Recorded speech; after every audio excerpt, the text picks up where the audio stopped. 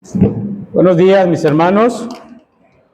Ya no sé qué micrófono utilizar, si este o...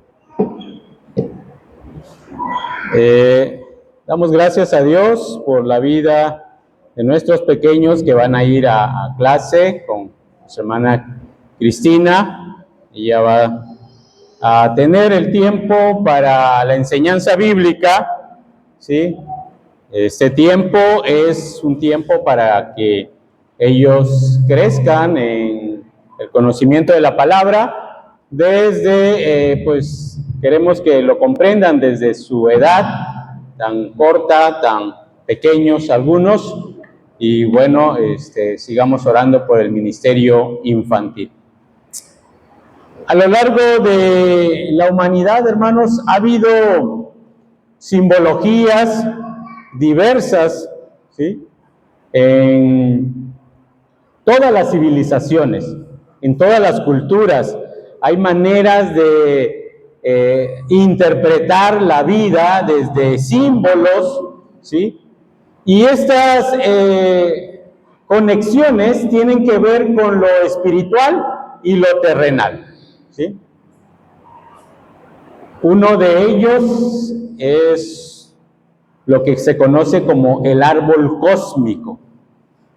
El árbol cósmico es una manera de entender esta conexión entre lo espiritual, lo celestial y lo terrenal e incluso lo inframundo. Los mayas hablaron acerca de este árbol cósmico.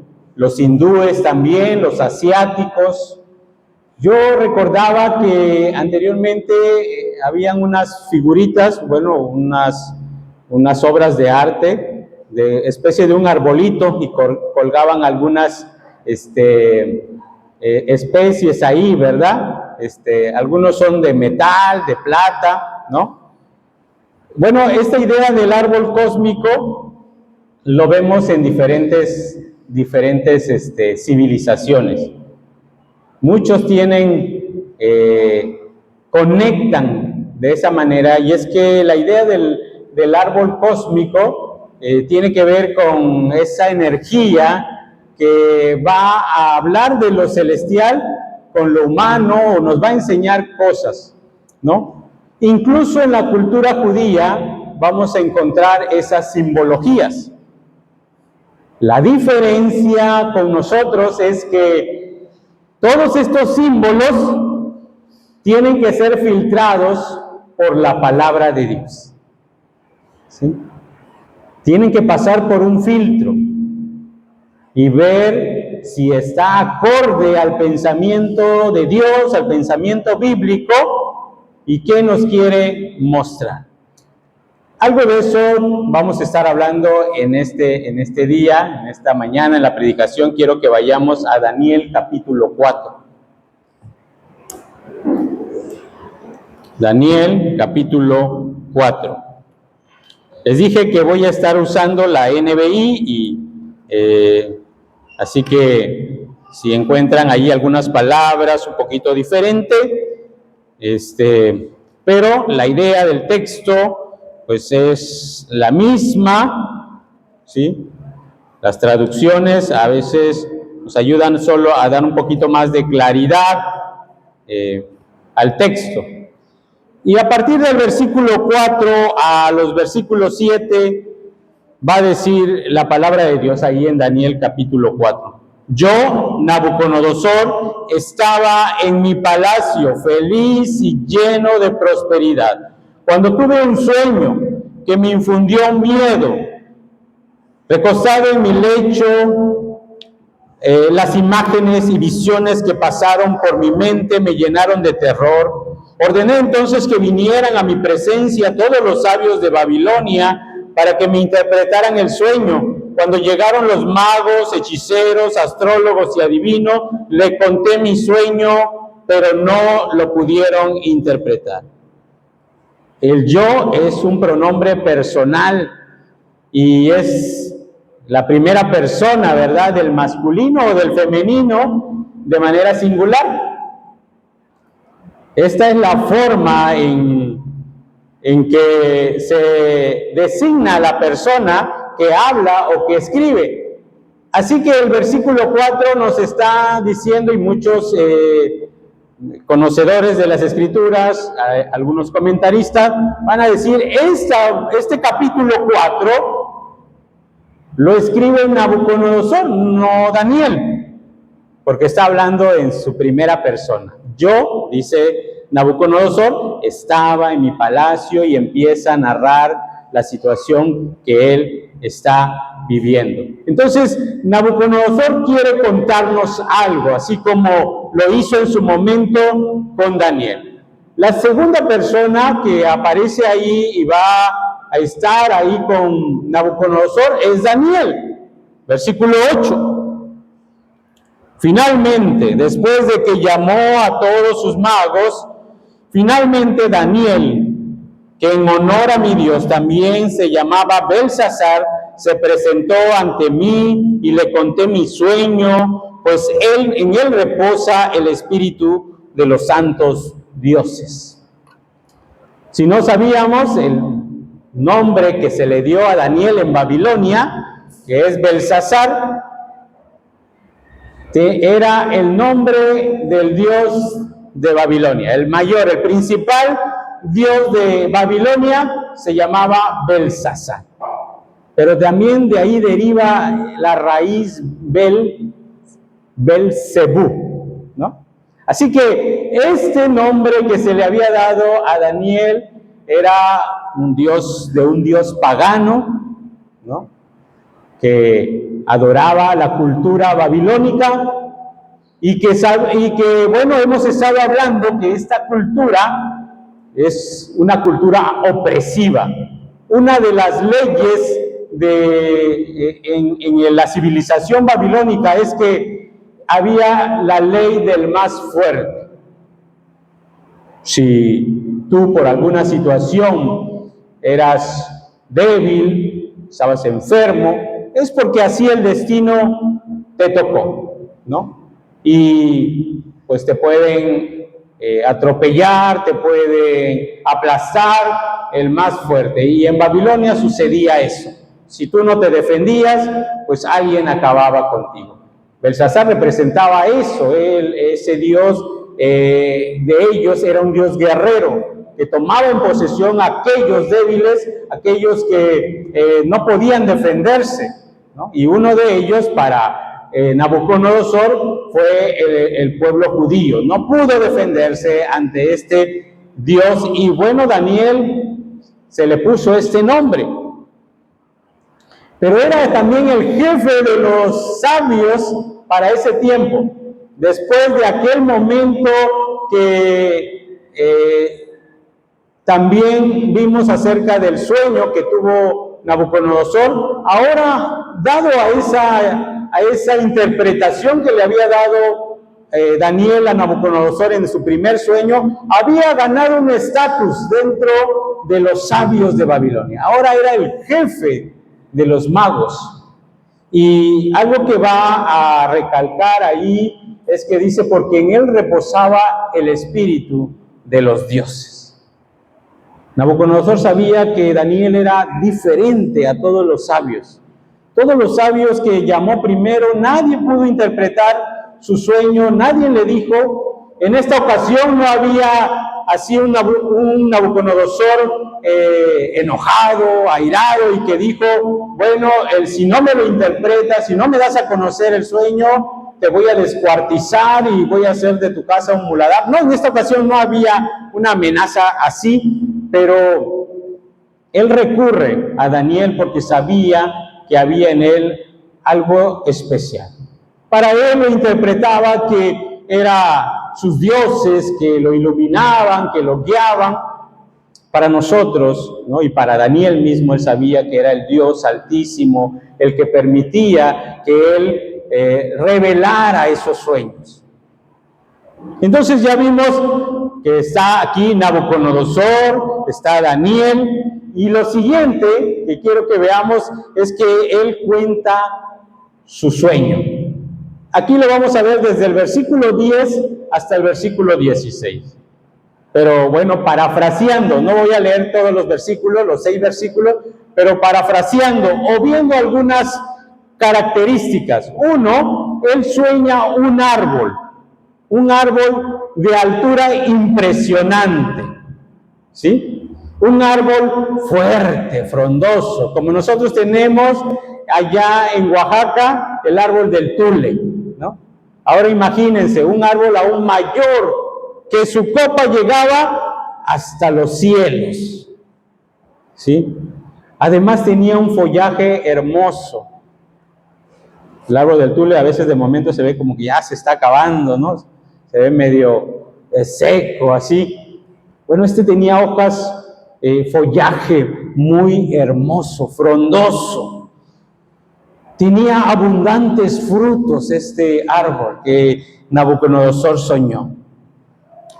Con su sombra daba cobijo a muchos, a todas las bestias del campo, dice que daba su cobijo ante la luz del sol, los rayos del sol, pero también ante las lluvias, ¿sí? Los cobijaba. Y no solamente, yo me imagino, no solamente a las bestias del campo, aún a los seres humanos, ¿sí? Daba cobijo a muchos.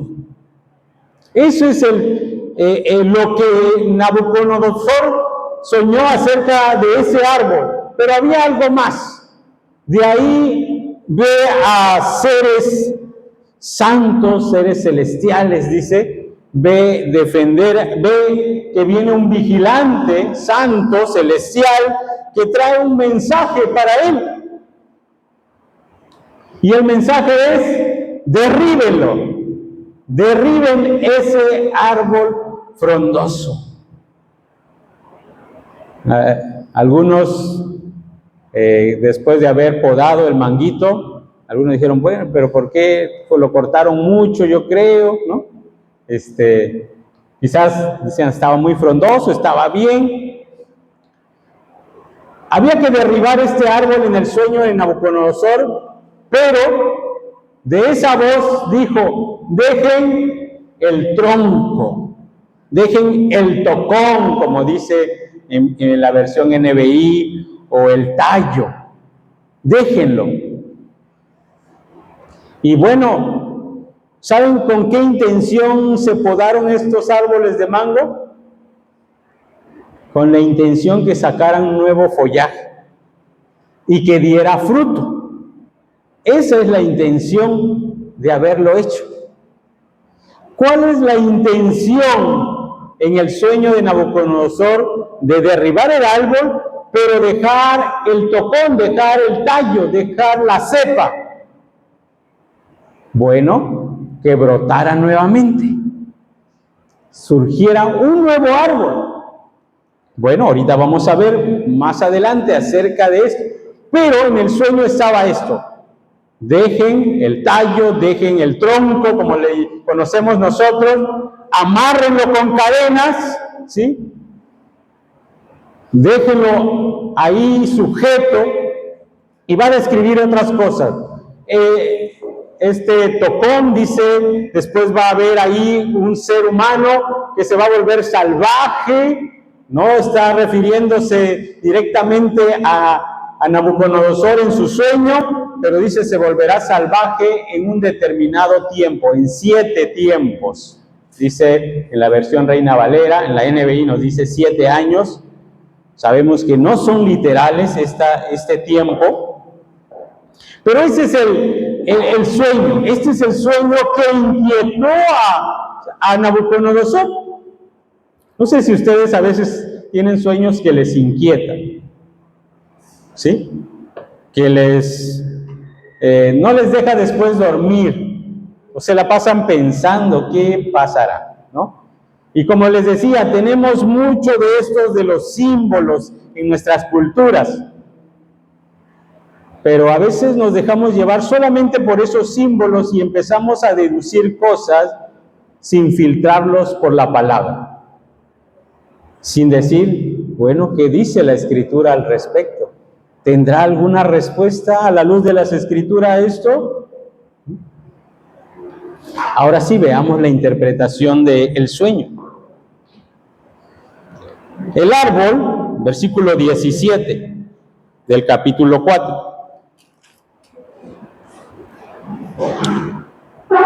Bueno, ahí primeramente nos va a decir, los santos mensajeros han anunciado la decisión, es decir, el veredicto para todos los vivientes. Reconozcan al Dios Altísimo, Él es el soberano de todos los reinos humanos, y que se les entrega a quien Él quiere y pone sobre ellos al más humilde de los hombres. Versículo 8.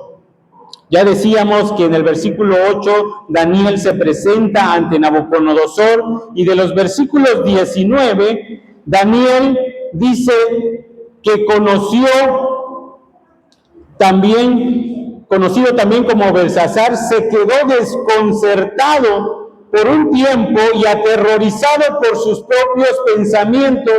Por eso el rey le dijo: Belsasar, no te dejes alarmar por este sueño y su significado. A esto Daniel respondió: ojalá que el sueño y su significado tenga que ver con los acérrimos enemigos de su majestad. Hasta ahí primeramente. Qué importante, hermanos, y lo primero que quiero destacar en este sueño, qué importante es que tengamos a personas que nos ayuden a interpretar los propósitos de Dios para nuestra vida, además de confortarnos. Nabucodonosor le dijo, después de haber contado su sueño, y que Daniel se quedó así, impactado, ¿sí?, aterrorizado por el sueño. ¿Qué le dijo Nabucodonosor? ¿Sabes qué? No te alarmes, no tengas miedo a lo que tú estás viendo, lo que el Dios soberano te quiere enseñar, o tu Dios te está mostrando acerca de lo que significa este sueño. Qué importante es que tengamos a personas que nos ayuden en nuestra vida a saber los propósitos de Dios, hermanos. Imagínense no tener Nabucodonosor a Daniel. Ya sus magos, nadie había podido interpretar ni le daban claridad a lo que él había soñado. Pero gracias a la providencia de Dios, puso a Daniel cerca de este hombre, de un hombre muy importante como Nabucodonosor. Estos hombres, el Señor los usa para ayudarnos a corregir el rumbo de nuestra vida a la luz de su palabra. Los sueños y visiones, hermanos, o símbolos que vemos en las Escrituras, son formas que Dios usó para comunicar su mensaje y dar a conocer quién es Él. Versículos 20. Dice que la copa del árbol que su majestad veía crecer y fortalecerse toca el cielo, hasta podía verse desde cualquier punto de la tierra. Ese árbol tenía un hermoso follaje, ¿no? Es lo que está describiendo. Los sueños nos ayudan o ayudaban en ese tiempo, esas visiones o símbolos nos ayudaban en ese tiempo a las personas. Pero hoy nosotros tenemos que usar la palabra, las Escrituras, para ver qué es lo que nos quiere comunicar. Y el Señor utilizó muchos símbolos para mostrar su mensaje en la antigüedad. En muchos de ellos, estos mensajes apuntaban directamente a una persona, al Mesías, ¿sí?, al Salvador, a Jesús. Pero también en otros momentos apuntaba a los hombres, a la humanidad, sin dar específicamente a alguien, sino en términos generales. No siempre, pero generalmente tenía que ver con toda la humanidad. Por ejemplo, quiero que me acompañen a ver esto acerca del árbol. En este relato de Daniel, parece que está muy relacionado con Ezequiel. Quiero que vayamos a Ezequiel capítulo 31. Está atrás de Daniel, el atrasito de Daniel, el anterior libro antes de Daniel. De los versículos 1 al 9, también nos va a narrar acerca de un árbol. 31, Ezequiel 31. Y nos dice que el día primero del mes tercero del año 11, el Señor me dirigió la palabra: hijo de hombre, dile a Faraón y a toda su gente que se pueden comparar. ¿Quién se puede comparar con tu grandeza? Fíjate, en Asiria, que alguna vez fue cedro del Líbano, con bello y frondoso ramaje, su copa llegaba hasta las nubes. Y ahora quiero que vayan hasta el versículo 8, ahí sigue describiendo a ese árbol. Ningún cedro del jardín de Dios se le podía comparar. Ningún pino ostentaba un follaje parecido, ni tenía su fronda los castaños. Ningún árbol del jardín de Dios se le comparaba en hermosura. Yo lo hice bello y con un ramaje majestuoso en el Edén, jardín de Dios. Era la envidia de todos los árboles. Ezequiel nos describe otro árbol, un árbol de cedro, que en el huerto de Dios no había árbol que se comparara a él. Bello, hermoso, frondoso, su copa llegaba hasta los cielos, enorme, también hacía esa función de dar cobijo a todos los animales del huerto, de la creación. ¿No tiene mucho parecido esto con el sueño? Y aquí también un sueño. Recuerden, una vez Faraón tuvo sueños y hubo también un personaje que le interpretó los sueños, José, ¿se acuerdan? ¿No? Y aquí vemos ahora a Nabucodonosor viendo este árbol cósmico que conecta el cielo con la tierra, y que ahora está Daniel para interpretar qué significa este árbol. Lo siguiente, que algo parecido a lo que nos describe este árbol, es que su copa, su punta de su copa, llegaba a tocar el cielo, las nubes, dice.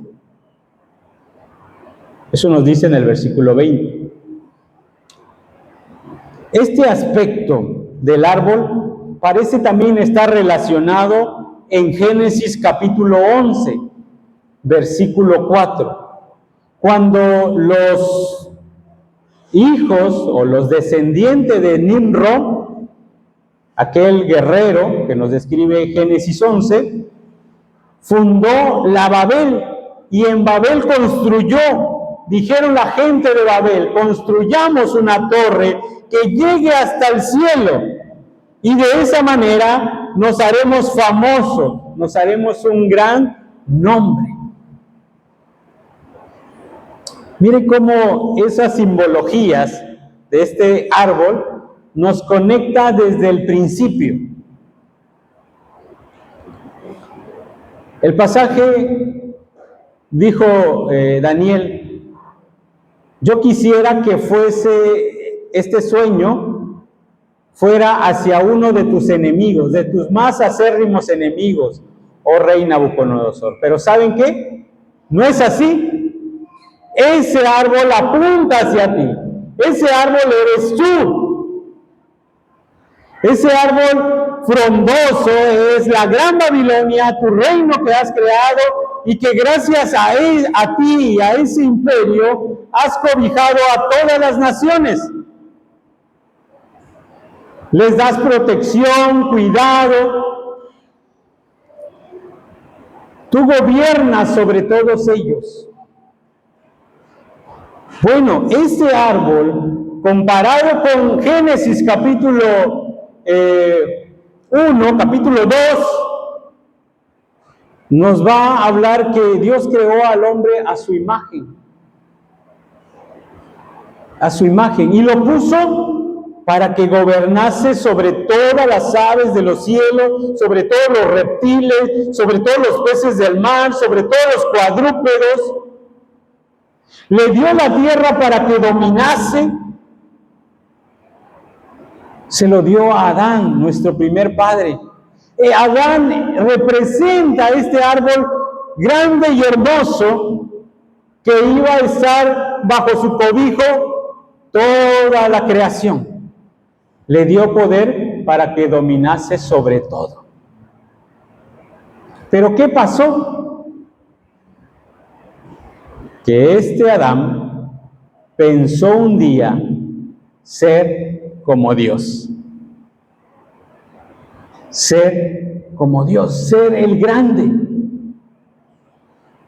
Y por eso tomó del fruto prohibido, porque la serpiente le dijo, no, lo que pasa que Dios sabe que el día que comas de ese fruto serás como Él. Y Nabucodonosor llegó a pensar que gracias a él el mundo se sostenía. Gracias a él todo lo que él había creado era por su poder, por su mano, por su sabiduría, por su inteligencia. ¿A qué llamamos esto? A esto llamamos orgullo, altivez, querer tomar el lugar de Dios, ser el Señor de la gente, pero también de nuestra propia vida. La gente dependía mucho de Nabucodonosor. No podemos negarlo. Este era un hombre poderoso que Dios había puesto y del cual dependían mucha gente. Pero había un detalle ahí. Nabucodonosor había olvidado su lugar, así como Adán olvidó su lugar, que él era criatura y solamente era administrador, no era el dueño de la creación. Hermanos, hoy en día existen muchos señores en este mundo, mucha gente poderosa, que es gracias a Dios, no lo vamos a negar, gracias a Dios están ahí, Dios les ha dado riqueza, poder, pero Él quiere que no se olviden que hay uno que es por encima de todos. En agosto, el mes pasado, salió el top de los hombres más ricos, 10 por lo menos de los hombres más ricos del mundo. Elon Musk es uno de ellos, el primero. Él es el gerente general de Tesla y tiene infinidad de dinero, ¿no? Uno de los hombres, el primero en el top 10 de los hombres más ricos. Larry Ellison es el otro millonario, cofundador de Oracle. Mark Zuckerberg, cofundador de Meta, Facebook, Instagram, WhatsApp, ¿no? Tercer hombre más rico del mundo. Jeff Bezos, el fundador de Amazon, ¿no? Cuarto lugar como el hombre más rico. Ver Arnold, que es un francés multimillonario. Es el único de los 10 que es extranjero, todos los demás son americanos. ¿Sí? Ahora en nuestro país, de los hombres más ricos del mundo, el primero, Carlos Slim Helú. Y con él, Germán Larrea Mota Velasco. Él y sus emporios, Carson, Grupo México, son los hombres más ricos de México. Otro, Ricardo Salinas Pliego, Alejandro Balleres, Carlos Jan Rom.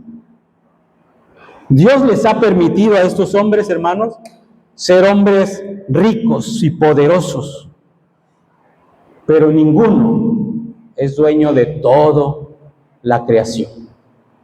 Sin embargo, hermanos, no vamos a negar que gracias a estos hombres, ¿sí?, estos hombres pueden tomar una decisión y invertir millones en países y beneficiar a muchas familias. Pero también una decisión de ellos y dice, no pongo ahí mi empresa, y deja descobijada a muchas personas. No sé, mi hermana Claudia si sabe, pero en la empresa que ella trabaja, los Han Rom son dueños de Tuzos. ¿Sí? Si ellos quieren, hermanos, dejan sin trabajo a mucha gente. Nabucodonosor era ese hombre que daba cobijo a mucha gente, alimentaba a muchos. Pero ¿por qué vino este sueño? ¿Por qué? Versículo 26, de ahí del capítulo 4. Vuelvan a Daniel, capítulo 4, versículo 26. La orden de dejar el tocón y las raíces del árbol quiere decir que su majestad recibirá nuevamente el reino cuando haya reconocido que el verdadero reino es del cielo. Por tanto, yo te ruego a su majestad aceptar el consejo que le voy a dar. Renuncie usted a sus pecados, actúe con justicia, renuncie a su maldad y sea bondadoso con los oprimidos. Tal vez entonces su prosperidad vuelva a ser la de antes. En efecto, todo esto le sucedió al rey Nabucodonosor. Dejar el tocón, dejar el tallo, hermanos, es señal de esperanza, hermanos. Es señal de que cortamos ese arbolito, pero queremos que broten nuevas hojas y dé fruto, pero nuevo. ¿Por qué? La primera indicación de Daniel a Nabucodonosor es: ven al arrepentimiento, rey Nabucodonosor. Ven al arrepentimiento. Y hoy, hermanos, nosotros no somos hombres poderosos, quizás, como los que antes mencioné, pero tenemos también la misma característica que esos hombres pueden tener: orgullo, altivez, ¿sí?, vanagloria, de decir, yo hago con mi vida lo que quiero. Ese era el punto. Arrepiéntete. Tú no eres el dueño de Babilonia. Tú no eres el dueño de tu vida. Arrepiéntete. Lo siguiente que Daniel va a decir: haz fruto digno de ese arrepentimiento, como dice San Juan, ¿verdad? Juan el Bautista, allá en el Evangelio de Mateo. Haz frutos dignos de ese arrepentimiento: justicia, renuncia a su maldad, sé bondadoso con los oprimidos. O como el Señor Jesús lo dijo en Mateo 23, cuando le dijo a los fariseos, a los líderes, ¿sí?, cuando les dijo, ustedes son buenos diezmando, haciendo cumplir con el diezmo, diezman hasta el eneldo, la semilla más pequeña. pero han olvidado lo principal, de mayor importancia en la ley: la justicia, la misericordia, la fidelidad, o en otras versiones dice la fe. Por eso Daniel le dijo a Nabucodonosor, arrepiéntete y corrige el rumbo de tu administración. Haz una Babilonia diferente. Si aquí en Babilonia la ley es del más fuerte, sé bondadoso con los oprimidos, con los que menos tienen, con tus súbditos. Sé justo con ellos, sé justo con tu gente. Y quizás, hermanos, en esta Babilonia, ustedes dirán, estamos así. No hay justicia en este tiempo. En la Babilonia de este mundo, no hablo solo de México, que México tiene lo suyo. Pero en este mundo reina la injusticia y no la justicia. Reina la ley del más fuerte, al grado que no nos importa los demás, lo importante soy yo. Hace un momento en la oración decía el hermano, cuando escucho y me entero de la situación del hermano, entonces sí me preocupa. El Señor quiere que reaccionemos de eso, hermano, nos preocupemos unos por otros. Sé bondadoso con el oprimido, con aquel que está pasando por situaciones. Yo sé que tú también estás pasando por situaciones difíciles, pero que eso no haga que tu corazón diga, no, yo, a los demás que se rasquen como puedan. No, sé bondadoso, oh Rey, con tu pueblo. Jesús dijo, sigue la justicia, la misericordia y la fe. Quizás si haces esto, se te devolverá tu reino. Y pasó el tiempo, hermanos, pasó el tiempo. En efecto, dice el versículo 28, sucedió esto al rey 12 meses después, mientras daba un paseo por su terraza en el palacio real de Babilonia. Nabucodonosor dijo, exclamó, miren la gran Babilonia que he construido como capital del reino. Lo he construido con mi gran poder, con mi propia honra. Y no había terminado de hablar cuando desde el cielo se escuchó una voz que decía, este es el decreto en cuanto a ti, rey Nabucodonosor. Tu autoridad real se te será quitado. Y sucedió todo aquello. Perdió el conocimiento, se volvió loco, como algunos le llaman, ¿verdad? Vivió allá en el bosque como un animal salvaje. Hermanos, pasó un año, 12 meses, hermanos. Y quizá pensó, no pasó nada. No pasó nada de lo que dijo Daniel. El Señor dice, arrepiéntete antes que vengan el juicio. Y quizás nosotros decimos, no pasa nada. Yo estoy bien. Mira lo que he hecho con mi mano, con mi poder, mi vida, mi familia que he construido. No pasa nada. A Nabucodonosor se le olvidó la advertencia. Hermanos, quizás a nosotros se nos olvida la advertencia. Pero la corrección, hermanos, no siempre viene al momento del pecado. Muchas veces viene después.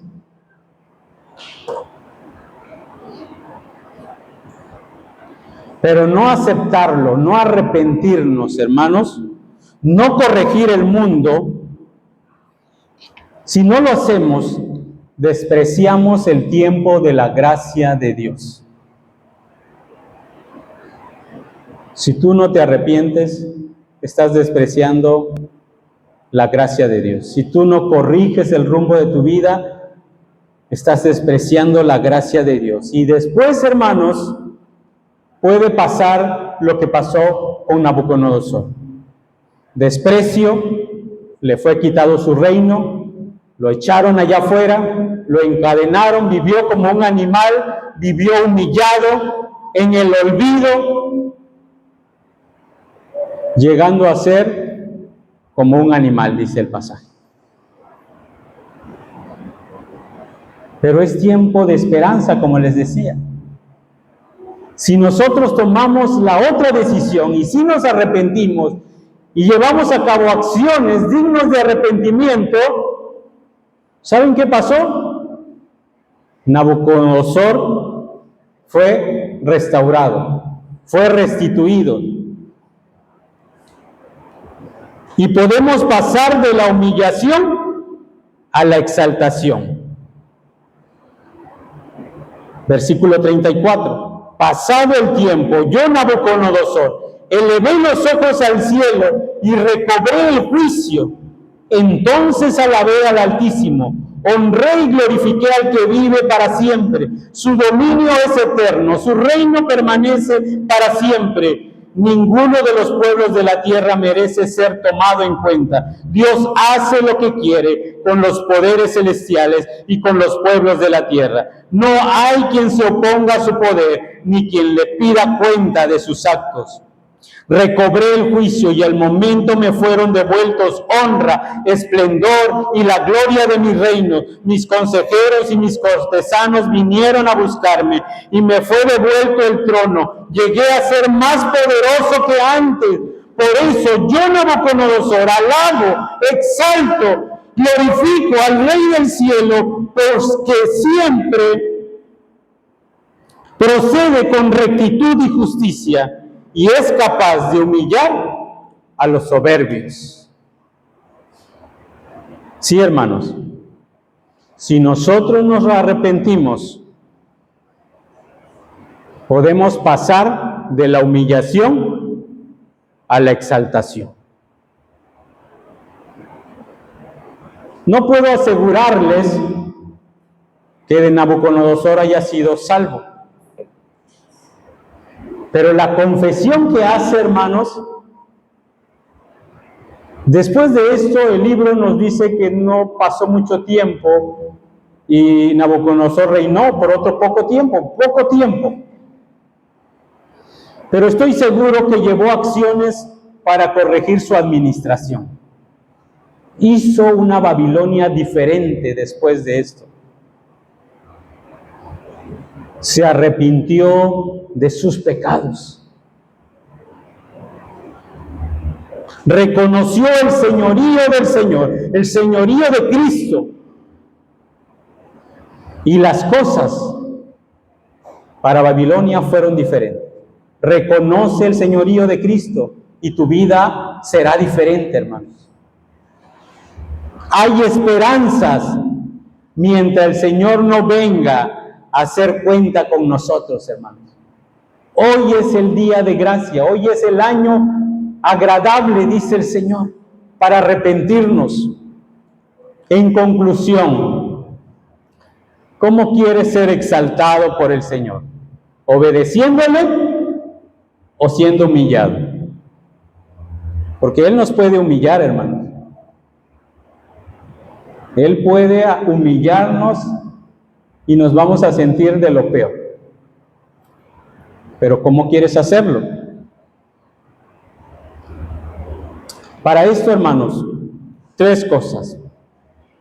Si lo queremos hacer por el lado de obediencia, es necesario, ¿sí? 1, tener a otros que nos digan la verdad, de corregir el rumbo, y no lo que nosotros queremos escuchar de nuestra vida. Habrán hermanos que nos digan, tu pecado te está llevando a eso. Es bueno tenerlos, hermanos. 2, reconozcamos que hay un Señor que gobierna todo. Nosotros no gobernamos nuestra vida. Nosotros no gobernamos la iglesia. Es Cristo. Él es el Señor de todo. Él es el dueño de todo lo que tú tienes, de todo lo que yo tengo. Él es el dueño de todo. Ponlo en sus manos. Y tercero, Dios da tiempo, hermanos. Dios da tiempo, es misericordioso, lento para la ira y grande en misericordia. Entonces, ¿por qué no reconocer su señorío? ¿Quieres ser humillado? Porque puede ser tarde que temprano. Para Nabucodonosor pasó 12 meses. Para ti ha pasado quizás más. Porque el Señor humilla a los soberbios, pero exalta a los humildes. Que el Señor nos ayude, hermanos, a reconocer el señorío del Señor y venir a Él humildemente, reconociendo nuestras faltas, nuestros errores. Confesemos nuestros pecados al Señor. Vamos a orar, hermanos. Padre eterno, gracias, Señor, por tu palabra. Es tu señorío, Señor, no el señorío del hombre, la que gobierna este mundo. Pero también oramos por esas personas que tienen ese poder y esa riqueza, para que tú obres en tu gracia en medio de esos hombres. Y si algunos tienen la oportunidad de estar cerca de gente importante, creyentes, cristianos, que les ayude a corregir el rumbo. Gracias, Señor, porque me has dado hermanos que me ayudan a corregir mi vida. Gracias, Señor, porque hoy me has enseñado que tú eres el dueño de todo, de mi vida, de mis cosas, de mis hijos, de mi esposa, de mi familia, Señor. Gracias, Señor, porque hoy me hablas de esperanza, de que hay un tiempo en que tú me estás llamando al arrepentimiento, antes que venga la humillación, antes que venga el tiempo terrible para mi vida. Que pueda yo, Señor, y mis hermanos poner atento, estar atento a esto, a tu palabra, Señor, para corregir nuestra vida. En Cristo Jesús. Amén. Dios les bendiga, hermanos.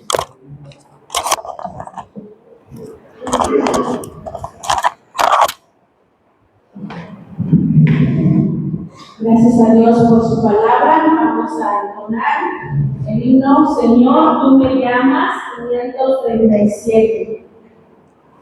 Puestos de pie, hermanos.